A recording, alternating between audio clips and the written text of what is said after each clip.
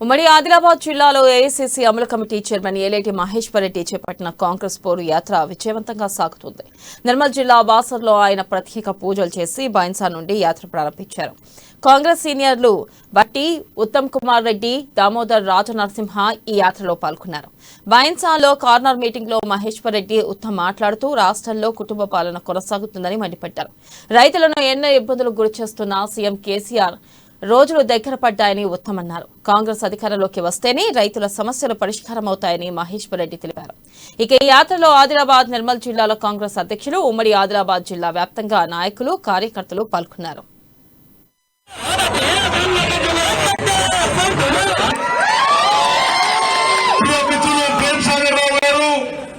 సరస్వతి దేవాలయం దగ్గర triple IT పెడితే నిస్సిగ్గుగా కేంద్రంలో బీజేపీ, రాష్ట్రంలో టీఆర్ఎస్ ప్రభుత్వం నిర్లక్ష్యం వైఖరితో విద్యార్థులు నెలల పాటు నిరాదీక్ష చేస్తుంటే ఎంత సిగ్గుచేటు. ఇక్కడ ఎమ్మెల్యేకి, ఎంపీకి, ప్రభుత్వాలకు అని చెప్పి నేను మనం చేస్తున్నా. మిత్రులారా, ఈ రోజు ప్రారంభమైన తెలంగాణ కాంగ్రెస్ పోరు యాత్ర ఇక్కడి నుంచి ప్రారంభమై ప్రజల పక్షం పోరాటానికి ముందుకు పోతున్నాము.